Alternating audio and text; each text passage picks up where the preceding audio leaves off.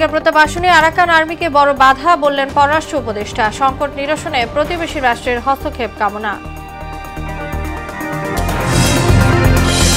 গাজায় গণহত্যা বন্ধ ও ভারতে ওয়াকফ বিল পাশের দাবিতে ঢাকায় বিক্ষোভ। নিধন বন্ধে মুসলিম বিশ্বকে ঐক্যবদ্ধ হওয়ার আহ্বান। বিএনপির ক্ষমতায় যাওয়া বন্ধ করতে নির্বাচন বিলম্বিত করছে সরকার, অভিযোগ বিএনপির। সংস্কার শেষেই নির্বাচন চায় জামায়াত। এবং বৃষ্টির অজুহাতে ফের ঊর্ধ্বমুখী কাঁচা বাজার, বেড়ে গেছে বেশিরভাগ শাকসবজির দাম। মনিটরিং বাড়ানোর দাবি ক্রেতাদের।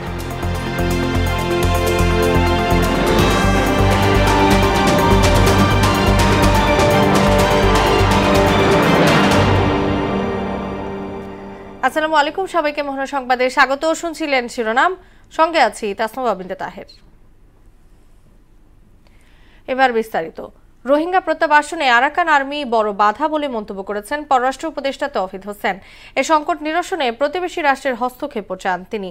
সকালে ফরেন সার্ভিস একাডেমিতে ফরেন সার্ভিস দিবসে এসব কথা বলেন পররাষ্ট্র উপদেষ্টা। এ সময় সীমিত লোকবল নিয়েও প্রবাসী বাংলাদেশিদের প্রত্যাশিত সেবা দেয়া হচ্ছে বলেও দাবি করেন তিনি। বিস্তারিত জানাচ্ছেন মনিরুল ইসলাম। বাংলাদেশের সঙ্গে পাকিস্তানের সম্পর্কের নতুন দিগন্ত, ভারতের সঙ্গে বৈরিতা, মাথার ওপর 15 লাখ রোহিঙ্গার বোঝা, বৈশ্বিক নানান টানাপোড়েনের মধ্যেই ফরেন সার্ভিস দিবস উদযাপন করল বাংলাদেশ। পররাষ্ট্রে বাংলাদেশের সফলতা নিয়ে কথা বলেন পররাষ্ট্র উপদেষ্টা তৌহিদ হোসেন। লোকবল সংকট থাকা সত্ত্বেও প্রত্যাশিত সেবা পাচ্ছেন প্রবাসীরা, এমন দাবিও করেন তিনি। স্বল্প লোকবল দিয়ে আমার যদি 50 জন লোক থাকে সৌদি আরবে, আমি কি করে 10 লক্ষ সমস্যার সমাধান করব? কাজে সমস্যাটা যাতে কম হয় সেটা ঢাকা থেকেই শুরু করতে হবে, এটা আমি ইমপ্রেস করার চেষ্টা করছি। পরে সাংবাদিকদের বিভিন্ন প্রশ্নের উত্তর দেন পররাষ্ট্র উপদেষ্টা। মুর্শিদাবাদের দাঙ্গায় বাংলাদেশ জড়িত মমতা ব্যানার্জির এমন অভিযোগের বিষয়ে প্রশ্ন এড়িয়ে যান তিনি। পশ্চিমবঙ্গের মুখ্যমন্ত্রী মমতা ব্যানার্জি বলেছেন যে মুর্শিদাবাদে যে দাঙ্গা শুরু হয়েছে সেই দাঙ্গার পেছনে বাংলাদেশের হাত রয়েছে এবং নরেন্দ্র মোদীর সঙ্গে আমাদের অন্তর্বর্তী প্রধানের যে বৈঠকটি হয়েছে সেই বৈঠকটিকে আসলে গোপন বৈঠক বলেছে। এই ব্যাপারে বাংলাদেশের পররাষ্ট্র মন্ত্রণালয় কোনো আনুষ্ঠানিক বিবৃতি দেবে কিনা? এ ব্যাপারে ইতিমধ্যেই গতকালই একটা স্টেটমেন্ট দেওয়া হয়েছে প্রধানমন্ত্রীর কার্যালয় থেকে, এর সাথে অ্যাড করার কিছু নেই। রোহিঙ্গার প্রত্যাবাসনে আরাকান আর্মি বড় বাধা বলেও মনে করেন উপদেষ্টা। তবে মার্কিন প্রতিনিধি দল শুল্ক সহ রোহিঙ্গা সংকট নিরসনে বাংলাদেশকে সহযোগিতা করবেন বলেও জানান তিনি। সত্যিকার অর্থে আমরা একজন নতুন প্রতিবেশী মুখোমুখি, যারা আবার নন স্টেট অ্যাক্টর, কাজে তাদের সাথে আমরা না পারছি ওপেনলি স্বাভাবিকভাবে আচরণ করতে, না পারছি তাদেরকে ইগনোর করতে। একটা সমাধানের দিকে যাবে, তখন আমাদের যে বন্ধুরাষ্ট্র আছে এবং শক্তিশালী রাষ্ট্র যারা আছে তারা চাপ সৃষ্টি করতে হবে ওখানে যে নতুন ডিসপেন্সেশন আসবে তাদের উপরে, যে রোহিঙ্গাদের মানবিকভাবে বিবেচনা করতে হবে এবং তাদেরকে তাদের অধিকার ফিরিয়ে দিতে হবে। বিশ্বে বাংলাদেশের অবস্থান আরও উচ্চ পর্যায়ে নিতে কূটনীতিকদের দায়িত্বশীল ভূমিকা নেয়ার আহ্বানও জানান তৌহিদ হোসেন। এটা আমার কাছে অন্তত কোনো পরামর্শ আসে না। মনিরুল ইসলাম, মোহনা সংবাদ, ঢাকা।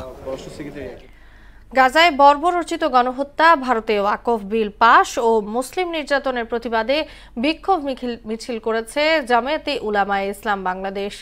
বিক্ষোভ পূর্ব সমাবেশে সংগঠনটির কেন্দ্রীয় নেতারা অবিলম্বে ফিলিস্তিন ও ভারতে মুসলিম নিধন বন্ধে মুসলিম বিশ্বকে ঐক্যবদ্ধ হবার আহ্বান জানান।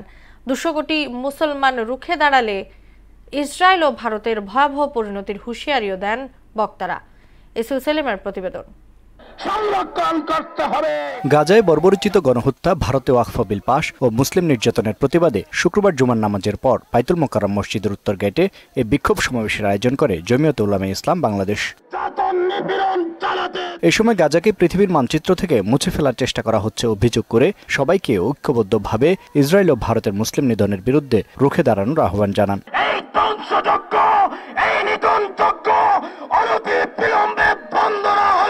আমরা সকলেই জিহাদের জন্য প্রস্তুত আছি ইনশাআল্লাহ। গাজা এবং রাফা ইহুদিবাদের কবরস্থান রচিত হবে।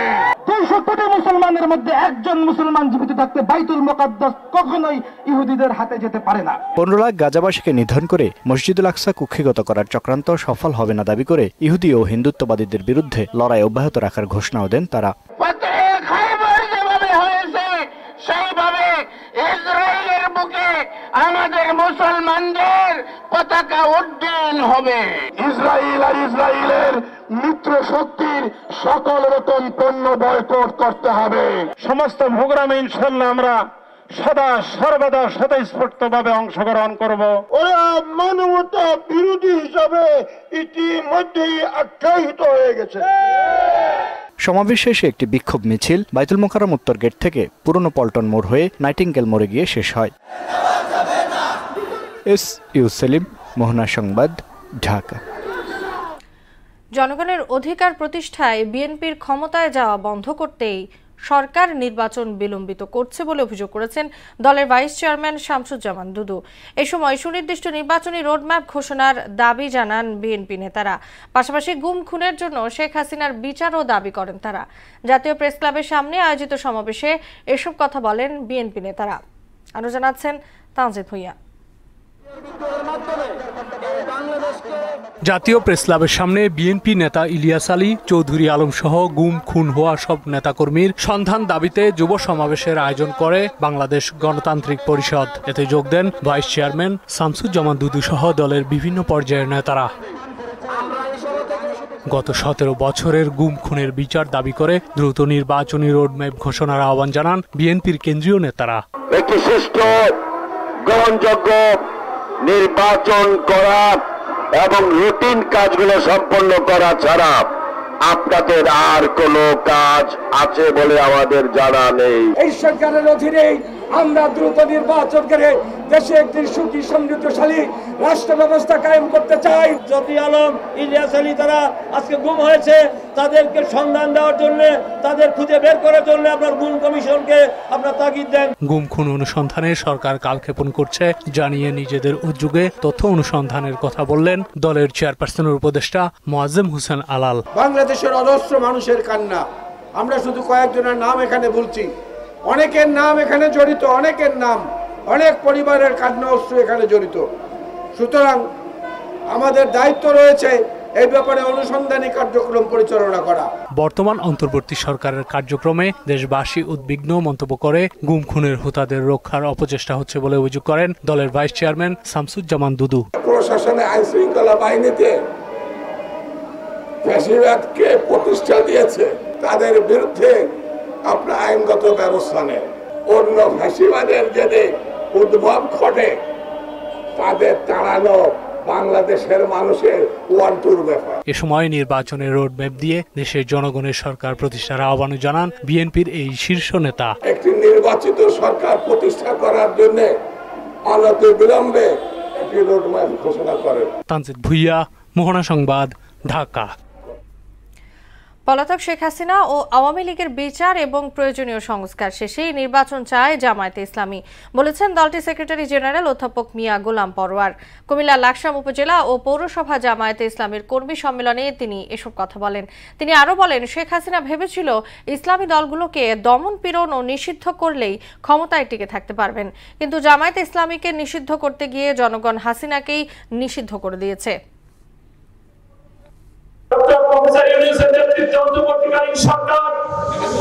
নির্বাচিত জনপ্রতিনিধির কাছে ক্ষমতা হস্তান্তরের লক্ষ্যে একটি জাতীয় নির্বাচনের লক্ষ্যে আমরা যে অভিযাত্রা শুরু করেছি, জিরো নির্বাচনের একটি ডেড লাইন দিয়েছেন।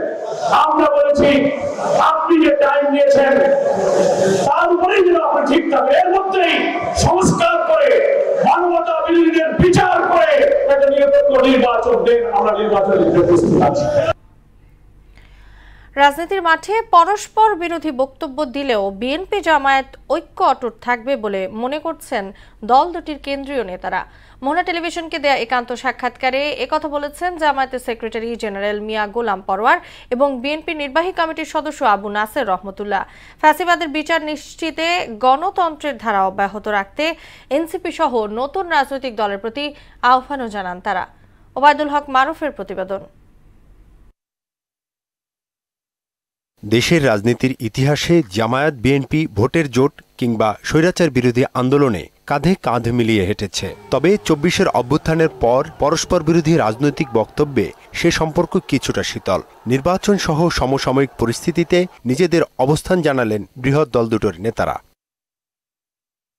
দলীয়ভাবে কিংবা জাতীয় ইস্যুতে বিএনপির সঙ্গে সৌহার্দ্যপূর্ণ সম্পর্ক রয়েছে জানিয়ে তৃতীয় বা চতুর্থ সারির নেতাদের বক্তব্য আমলে না নেয়ার পরামর্শ দেন জামায়াতের সেক্রেটারি জেনারেল মিয়া গোলাম পরওয়ার। আমরা কোনো রাজনৈতিক দলের বিরুদ্ধে নাম উল্লেখ করে আমাদের বিভেদ অনৈক্য তৈরি করার কোনো কথা, কোনো প্রচেষ্টা, কোনো ভূমিকা আমাদের পক্ষ থেকে নেই। কোনো দলের হাইকমান্ডের কোনো কথা না হলে নিচে 3-4 পঞ্চম সারির লোকেরা কি বলল এটাকে আমরা ঠিক দলীয় কথা হিসেবে আমলে নিই না। এটা রাজনীতিতে অনেকেই লাইমলাইটে আসার জন্য কথা একটা বোমা ছেড়ে দেয়। রাজনৈতিক মতাদর্শের ভিন্নতা থাকলেও জামাতের সঙ্গে ফ্যাসিবাদ বিরোধী আন্দোলনে গড়ে ওঠা ঐক্য অটুট রয়েছে বলে জানান বিএনপির কেন্দ্রীয় নির্বাহী কমিটির সদস্য আবু নাসের মোহাম্মদ রহমতুল্লাহ। দেশের প্রশ্নে, গণতন্ত্রের প্রশ্নে, সুষ্ঠু এবং গ্রহণযোগ্য অতি দ্রুত নির্বাচনের প্রশ্নে এই বিষয়গুলোর বিষয়ে যাতে ফ্যাসিবাদ বিরোধী মূল শক্তিগুলো একই সুরে কথা বলে। তবে দুই দলের নেতাই প্রাধান্য দিয়েছেন প্রয়োজনীয় সংস্কার শেষে যৌক্তিক সময়ে জাতীয় নির্বাচনের। সংস্কার ছাড়া কোনো নির্বাচন নয়, তাহলে এই 2000 মানুষের আত্মদান, হাজার হাজার লোক আহত হয়ে জুলাই অভ্যুত্থানের যে চেতনা সেটার সাথে বিশ্বাসঘাতকতা করা হবে।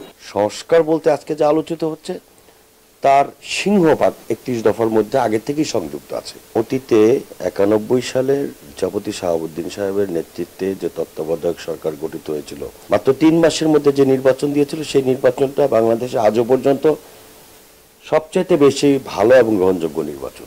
এনসিপি সহ নবগঠিত রাজনৈতিক দলগুলোকে গণতান্ত্রিক ধারা অব্যাহত রাখার আহ্বান জানান তারা। গণ আকাঙ্ক্ষার যে তাড়না নিয়ে তারা জুলাই অভ্যুত্থানের চেতনাকে ধারণ করে দলটা গঠন করেছে, সে আকাঙ্ক্ষা পূরণে যদি তারা নিরবিচ্ছিন্ন চেষ্টা করে, আন্তরিক থাকে, কোনো লোভ এবং কোনো ভয়ের কাছে মাথা নত না করে, তাহলে বাংলাদেশের সব রাজনৈতিক দলগুলোর জন্য এটা একটা সহায়ক শক্তি হিসেবে আবির্ভাব করবে। এই যে ইসলামী দলগুলি, জামায়াত ইসলামী বা ইসলামী রাজনীতি, এই সমস্ত ইসলামী রাজনীতি করার কোনো সুযোগ ছিল না। এটা জিয়া রহমান সাহেব তৈরি করে দিয়েছেন। রাজনীতিতে যত দল হবে, যত মত হবে, রাজনীতির সৌন্দর্য তত বৃদ্ধি পাবে। স্বৈরশাসকের গুম, খুন, গণহত্যা সহ যাবতীয় অপকর্মের বিচার নিশ্চিত সহ বৃহত্তর জাতীয় স্বার্থে নিজেদের ঐক্য ধরে রাখার পক্ষে মত দিয়েছেন দুই নেতা। একটা ন্যাশনাল ইউনিটি যদি পরিবেশ হয় কোনো কমন ইস্যুতে, জামাত ইসলামী তাতে প্রস্তুত আছে। বৃহত্তর স্বার্থে যদি কোনো রকমের মতভেদ, মতানৈক্য তৈরি হয়, তাহলে এর সুবিধাটা ফ্যাসিবাদী শক্তি যারা লালন করেন তারাই কিন্তু এই সুবিধাটা গ্রহণ করবে। ওবায়দুল হক মারুফ, মোহনা সংবাদ, ঢাকা। টানা বৃষ্টি আর বৈরী আবহাওয়ার অজুহাতে রাজধানীতে বেড়ে গেছে সবজির দাম। কেজিতে 15 থেকে 20 টাকা বেড়েছে পেঁয়াজ, রসুনের দামও। চালের বাজারেও কাটেনি অস্থিরতা। সয়াবিন তেল কিনতেও ভোক্তাকে গুনতে হচ্ছে বাড়তি টাকা। বাজার নিয়ন্ত্রণে মনিটরিং জোরদার করার দাবি ক্রেতাদের। আরো জানাচ্ছেন মাহবুব হাসান রিপন। কেজিতে চাউলের দাম দৈনিক 2-3 টাকা বাড়তে থাকে। আমি আল্লাহর 30 দিন বাজার করি অফিসের, আল্লাহর 30 দিন 2 টাকা 3 টাকা বাড়তেছে, সয়াবিন বাড়তেছে, সবকিছু জিনিসপত্র দাম বাড়ে। বাজারের টানা অস্থিতিশীলতায় এভাবেই নিজেদের অসহায়ত্ব তুলে ধরলেন এই ক্রেতা। চাল, সয়াবিন তেল সহ নিত্য প্রয়োজনীয় পণ্যের ঊর্ধ্বগতি এই অসহায়ত্বের কারণ। মিনিকেট আগে যেটা 68-70 টাকা বেচতাম, এখন 80 টাকা বেচা লাগে। প্রতি কেজি 8-10 টাকা বেঁচে গেছে মিনিকেটটা, 176 টাকা করে লিটার। পেঁয়াজের দাম বেড়েছে কেজি প্রতি 15 থেকে 20 টাকা। বেড়েছে আলুর দামও। আদা, রসুনও কিছুটা ঊর্ধ্বমুখী। গত সপ্তাহে প্রায় 7-8 টাকা কেজি বাড়ছে। অন্যগুলো রসুন বাড়ছে আমরা 10 টাকা কেজি বাড়ছে বেশি। দাম বাড়ার জন্য বৃষ্টি ও বৈরী আবহাওয়াকে অজুহাত হিসাবে দেখছেন বিক্রেতারা। বৃষ্টির কারণে মনে হচ্ছে প্রভাব পড়ছে। মূলাই 100 টাকা, 120 টাকা, 160 টাকা তরকারির দাম কেজি। তা আমরা কিভাবে চলবো? আমি ইনকামকে বাড়ছে আমাকে ভাই। গরুর মাংস বিক্রি হচ্ছে 800 টাকা কেজি দরে, তবে খাসির মাংস 50 টাকা বেড়ে বিক্রি হচ্ছে 1200 টাকায়। গাইটাই জবাই করে সেগুলো একটু কম বেশি বিক্রি করে, কেউ 750 টাকা বিক্রি করে, কেউ 800 টাকা বিক্রি করে। দেশি গরু যেটা ভালো গরু এটাই 800 টাকা বিক্রি করে। বাজার নিয়ন্ত্রণে মনিটরিং জোরদার করার দাবি সাধারণ মানুষের। মাহবুব হাসান রিপন, মোহনা সংবাদ, ঢাকা। গাজীপুরের টঙ্গীতে একটি ফ্ল্যাট বাসায় 2 শিশুর লাশ উদ্ধার করেছে পুলিশ। বিকেলে টঙ্গী পূর্ব থানার পূর্ব আরিজপুরের রূপবানের টেক এলাকায় মর্মান্তিক এ ঘটনা ঘটে। নিহত 2 শিশু হলো আব্দুল্লাহ বিন ওমর ও মালিহা আক্তার। প্রত্যক্ষদর্শীরা জানান, শিশুদের মা সালেহা বেগম বিকেলে ঘুম থেকে উঠে দেখতে পান ঘরের মেঝেতে পড়ে আছে 2 শিশুর রক্তাক্ত মরদেহ। এখন পর্যন্ত কাউকে আটক করতে পারেনি পুলিশ। হত্যার কারণ উদ্ঘাটনে তদন্ত চলছে। দেশের বিভিন্ন স্থানে সড়ক দুর্ঘটনায় ৮ জন নিহত হয়েছেন। সব মিলিয়ে আহত হয়েছেন আরও ৭ জন। হবিগঞ্জের মাধবপুরে ভোরে ট্রাক ও পিকআপ ভ্যানের মুখোমুখি সংঘর্ষে মারা গেছেন ৪ জন। আহত ৬ জনকে স্থানীয় হাসপাতালে ভর্তি করা হয়েছে। এদিকে চুয়াডাঙ্গা ঝিনাইদহ মহাসড়কে ট্রাকের চাকায় পিষ্ট হয়ে ২ জন নিহত হয়েছেন। এছাড়া সিরাজগঞ্জের উল্লাপাড়ায় সিমেন্ট বোঝাই ট্রাক ও মাইক্রোবাসের সংঘর্ষে মৃত্যু হয়েছে ২ জনের। আহতদের স্থানীয় ক্লিনিকে ভর্তি করা হয়েছে। ওদিকে ঢাকা মাওয়া এক্সপ্রেসওয়েতে দুর্ঘটনায় বাসের ছাদ উড়ে গেলেও ৫ কিলোমিটার চালানোর পর ছাদবিহীন বাসটি জব্দ করেছে হাইওয়ে পুলিশ। জাতীয় নাগরিক পার্টি এনসিপি নামে নিষিদ্ধ সংগঠন ছাত্রলীগকে পুনঃপ্রতিষ্ঠা ও বিএনপির বিরুদ্ধে অপপ্রচার সহ ঢাকা মহানগর উত্তর বিএনপির আহ্বায়ক পরিচ্ছন্ন রাজনীতিবিদ আমিনুল হককে নিয়ে মিথ্যা বানোয়াট ও উদ্দেশ্য প্রণোদিত অপপ্রচারের বিরুদ্ধে বিক্ষোভ মিছিল ও মানববন্ধন অনুষ্ঠিত হয়েছে। বিকেলে রাজধানী গুলশানে ১ নম্বরের নাভানা টাওয়ারের সামনে থেকে ছাত্রদল কেন্দ্রীয় সংসদের সাবেক সহ সাংগঠনিক সম্পাদক এম এ রহিম শেখের নেতৃত্বে বিক্ষোভ মিছিলটি বিভিন্ন সড়ক প্রদক্ষিণ করে গুলশান ২ নম্বর গোল চত্বর গিয়ে শেষ হয়। আমিনুল হকের বিরুদ্ধে কোনো অপপ্রচার সহ্য করা হবে না বলে হুঁশিয়ারি উচ্চারণ করেন সাবেক ছাত্রনেতা এম এ রহিম শেখ। দেশের বাইরের খবর। পশ্চিম ইয়েমেনের হুথি নিয়ন্ত্রিত জ্বালানি বন্দরে মার্কিন হামলায় অন্তত ৩৮ জন নিহত হয়েছেন, আহত শতাধিক। এদিকে ইসরায়েলি হামলায় গাজায় নিহত হয়েছেন আরও ৪৫ ফিলিস্তিনি। হামাস জানিয়েছে স্থায়ীভাবে যুদ্ধ বন্ধ ও ইসরায়েলি সেনাদের সরিয়ে নেয়ার বিনিময়ে সব বন্দীকে মুক্তি দিতে প্রস্তুত তারা। অন্যদিকে মার্কিন যুক্তরাষ্ট্রের ফ্লোরিডা ইউনিভার্সিটিতে বন্দুক হামলায় ২ জন নিহত হয়েছেন। কাজী শাহরিনের ডেস্ক রিপোর্ট। পশ্চিম ইয়েমেনের হুতি বিদ্রোহী নিয়ন্ত্রিত রাস ইসা বন্দরে বিমান হামলা চালিয়েছে মার্কিন বিমান বাহিনী। এতে নিহত হয়েছে কমপক্ষে ৩৮ জন, আহত হয়েছে শতাধিক মানুষ। হুতি সমর্থিত আল মাসিরা টিভির বরাত দিয়ে এ তথ্য জানিয়েছে বার্তা সংস্থা রয়টার্স। আল মাসিরা টিভির তথ্য মতে মার্কিন সেনাবাহিনী হুতি গোষ্ঠীর জ্বালানি উৎস নির্মূলের লক্ষ্যে এ হামলা চালায়। ইরান সমর্থিত হুতিদের ওপর মার্কিন যুক্তরাষ্ট্র আক্রমণ শুরু করার পর এটি সবচেয়ে বড় হামলাগুলোর একটি বলে মনে করা হচ্ছে। এদিকে ইসরায়েলি প্রাণঘাতী হামলায় গাজায় আরও ৪৫ ফিলিস্তিনি নিহত হয়েছে। এদের মধ্যে শুক্রবার ভোরে খান ইউনিসে এক বিমান হামলায় নিহত হয়েছে একই পরিবারের ১৩ জন। বৃহস্পতিবার সকাল থেকে সন্ধ্যা পর্যন্ত মৃত্যু হয়েছে ৩২ জনের। ইসরায়েলি হামলায় আহত হয়েছে আরও শতাধিক। ফিলিস্তিনের সশস্ত্র গোষ্ঠী হামাস ইসরায়েলি সকল জিম্মিকে মুক্তি দেওয়ার নতুন শর্ত জানিয়েছে। হামাস বলছে গাজায় ইসরায়েল স্থায়ীভাবে যুদ্ধবন্ধ ও সেনা সরিয়ে নিলে সব জিম্মিকে মুক্তি দিতে প্রস্তুত তারা। হামাস অন্তর্বর্তীকালীন কোনো চুক্তিতে সম্মত হবে না বলেও সাফ জানিয়েছে। অন্যদিকে যুক্তরাষ্ট্রের ফ্লোরিডা ইউনিভার্সিটিতে বন্দুক হামলার ঘটনায় অন্তত ২ জনের মৃত্যু হয়েছে। এতে আহত হয়েছে কমপক্ষে ৫ জন। স্থানীয় গণমাধ্যমগুলো বলছে ফ্লোরিডা ইউনিভার্সিটির টালাহাসি ক্যাম্পাসে আচমকাই ঢুকে গুলি চালাতে শুরু করে এক ব্যক্তি। প্রত্যক্ষদর্শীরা বলছেন সেখানে ৮ থেকে ১০ রাউন্ড গুলি চালানো হয়। ইতোমধ্যেই হামলাকারীকে আটক করেছে স্থানীয় পুলিশ। কাজী শাহরিন, মোহনা সংবাদ। মার্কিন প্রেসিডেন্ট ডোনাল্ড ট্রাম্পের বাণিজ্য শুল্কে বিশ্বব্যাপী মন্দার ঝুঁকি নেই বলে জানিয়েছে আন্তর্জাতিক মুদ্রা তহবিল আইএমএফ। বৃহস্পতিবার বিশ্ব অর্থনীতি নিয়ে এক পূর্বাভাসে এ কথা জানায় সংস্থাটি। আইএমএফ বলেছে নতুন প্রবৃদ্ধি উল্লেখযোগ্যভাবে নিম্নমুখী হলেও এতে বিশ্ব পুঁজিবাজারে মন্দা দেখা দেবে না। আইএমএফ এর ব্যবস্থাপনা পরিচালক ক্রিস্টালিনা জর্জিয়েভা বলেন, বিশ্ব পুঁজিবাজারে অনিশ্চয়তা মোকাবেলায় সব দেশকে অবশ্যই নিজেদের প্রচেষ্টা দ্বিগুণ করতে হবে। অন্যদিকে মার্কিন সরকারকে শুল্ক কমানোর আহ্বানও জানান তিনি। নারী বিশ্বকাপ বাছাইয়ে নিজেদের সবশেষ ম্যাচে আগামীকাল মাঠে নামছে বাংলাদেশ। এবারের প্রতিপক্ষ স্বাগতিক পাকিস্তান। লাহোরে বাংলাদেশ সময় সকাল 8:30টায় শুরু হবে খেলা। এই ম্যাচ জিতলে বিশ্বকাপের মূল পর্ব নিশ্চিত হবে জ্যোতি বাহিনীর। হেরে গেলেও সুযোগ থাকবে, তবে সেক্ষেত্রে সমীকরণের মারপ্যাচের হিসাব করতে হবে। পুরোটা জানাচ্ছেন মুদাসির আলী।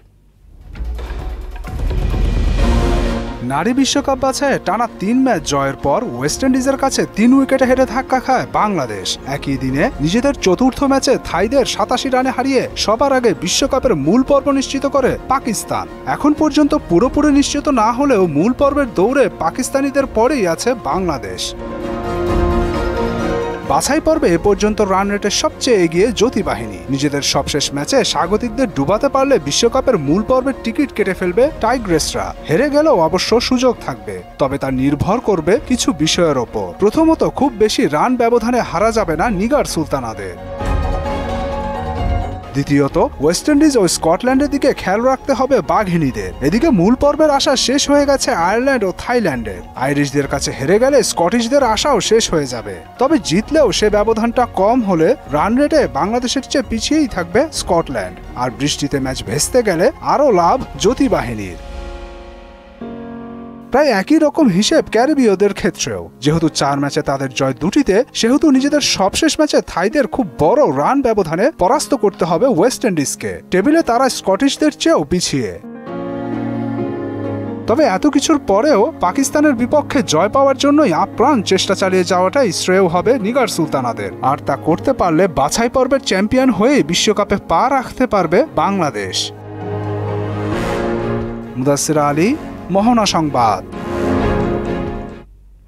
শেষ করব মোহনা সংবাদ, যাবার আগে শিরোনামগুলো জানিয়ে দিচ্ছি আরো একবার। রোহিঙ্গা প্রত্যাবাসনে আরাকান আর্মিকে বড় বাধা, বললেন পররাষ্ট্র উপদেষ্টা। সংকট নিরসনে প্রতিবেশী রাষ্ট্রের হস্তক্ষেপ কামনা। গাজায় গণহত্যা বন্ধ ও ভারতে ওয়াকফ বিল পাশের দাবিতে ঢাকায় বিক্ষোভ। নিধন বন্ধে মুসলিম বিশ্বকে ঐক্যবদ্ধ হবার আহ্বান। বিএনপির ক্ষমতায় যাওয়া বন্ধ করতেই নির্বাচন বিলম্বিত করছে সরকার। অভিযোগ বিএনপির, সংস্কার শেষেই নির্বাচন চায় জামায়াত। এবং বৃষ্টির অজুহাতে ফের ঊর্ধ্বমুখী কাঁচা বাজার, বেড়ে গেছে বেশিরভাগ শাকসবজির দাম। মনিটরিং বাড়ানোর দাবি ক্রেতাদের।